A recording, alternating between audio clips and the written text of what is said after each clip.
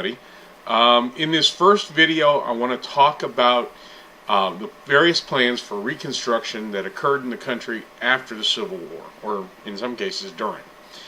To start with, by 1862, President Abraham Lincoln had already named military governors for 3 of the Confederate territories, specifically Tennessee, Arkansas, and Louisiana. By 1863, Lincoln had already created a plan for regular government in those states, as well as others that may have eventually been liberated from Confederate control. In late 1863, Lincoln issued a proclamation of amnesty and Reconstruction that would deal with any of the Confederate territories. He believed that 3 critical things needed to happen. Number 1, a number of citizens in each of the states, representing 10% of the voters in the 1860 presidential election, had to swear an oath of allegiance to the Constitution and also had to receive a presidential pardon for the state to be readmitted to the Union. The second piece was that those citizens had to swear support for any laws and any proclamations that may deal with emancipation. There were plans to move toward freedom for the slaves, and Lincoln believed that those citizens had to be down with the idea of the end of slavery. The third piece of Lincoln's plan is that some Confederate citizens were excluded from running for office. Any officials in the Confederate government, any senior Confederate military officers, generals, colonels, etc., and all ex-U.S. officials who had left government positions to back the Confederacy would be excluded from holding office. There was one additional group that Lincoln singled out, and that was those who failed to treat captured African American soldiers as prisoners of war. He said that if they tried to treat them as slaves, if they tried to treat them as less than human, that they had no business in serving in the country. Alright, now, under Lincoln's plan, Tennessee, Arkansas, and Louisiana had governments that were loyal to the United States by 1864. At the same time, however, Congress had refused to recognize those loyal governments. They believed that they themselves had the only legal right to deal with Reconstruction, that they had the right to dictate the terms, to dictate the ideas, and to talk about the things that would happen before the Confederate States would be readmitted to the Union. They began to argue and put together their own plan in an attempt to really clash with Abraham Lincoln. In 1864, Congress passed their version of what Reconstruction should look like. It was called the Wade-Davis Bill. Now, the Wade-Davis Bill differed from Lincoln's Reconstruction plan in several ways.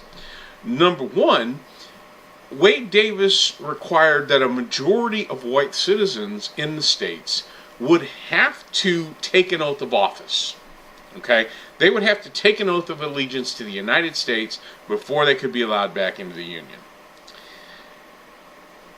Those citizens would then vote to start state conventions that would be responsible for creating new state constitutions in each of those former Confederate states.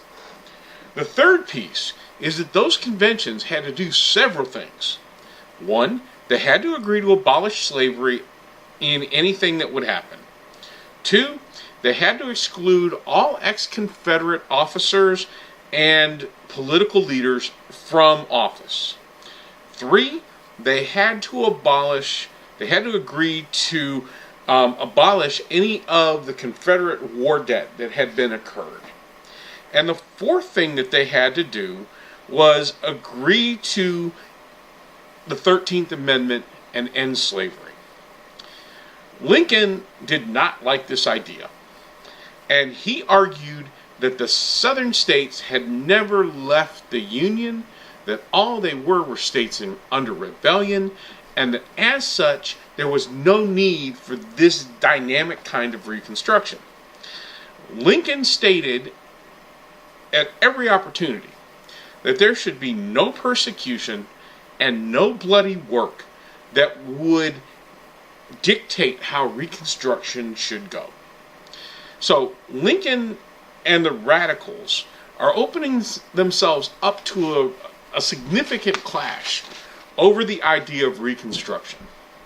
Now, it's important to point out that as long as Lincoln lived, he could dictate ideas to the radicals, and ultimately he had more political support than radicals had, so the radicals had to try to step into line. All right? Now, of course, that's all going to change on Good Friday, 1865, 5 days after the Civil War ends, when a Southern sympathizer and actor by the name of John Wilkes Booth goes to Ford's Theater while the president and his wife are attending the play My American Cousin. Booth, who was familiar to the people at the theater, was allowed upstairs without any kind of controversy. He pulls out a .25 revolver from his waistcoat. He shoots the president once in the back of the head. Abraham Lincoln dies the next morning, and it changes the course of Reconstruction. At the same time that Lincoln is attacked, Vice President Andrew Johnson and Secretary of State William Seward are also marked for attack by Booth's accomplices. Well, the accomplice who was assigned to Vice President Johnson chickened out, got drunk, and was found in a local bar. The attackers who went after William Seward succeeded. Seward was knifed several times. He was in critical condition for a substantial period of time. There was no one who was sure that he was ever going to amount to anything again. They thought he might die. They didn't think he would be able to recover from his wounds effectively, and that things would change.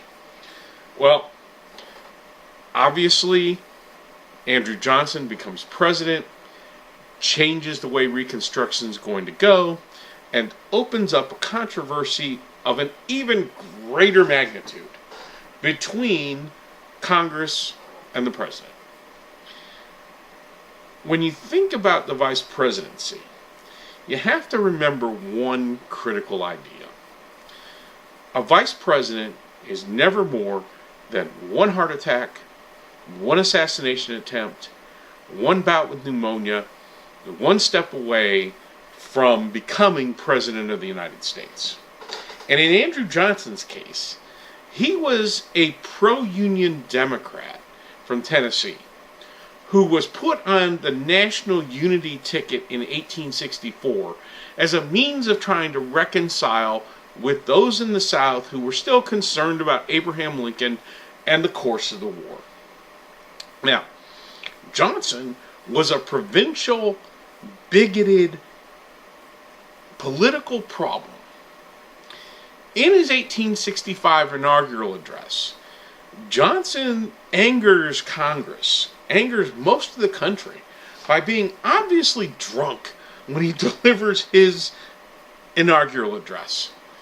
Johnson was a no-nonsense, take-no-prisoners kind of guy, and that became a problem for the country. Now, his plan is going to differ from Lincoln's in some very critical ways. And in the next video, I'm going to talk about Johnson's Reconstruction plan, what the Southerners try to do in response, and then ultimately the beginnings of radical Reconstruction and Congress's control over the Reconstruction process.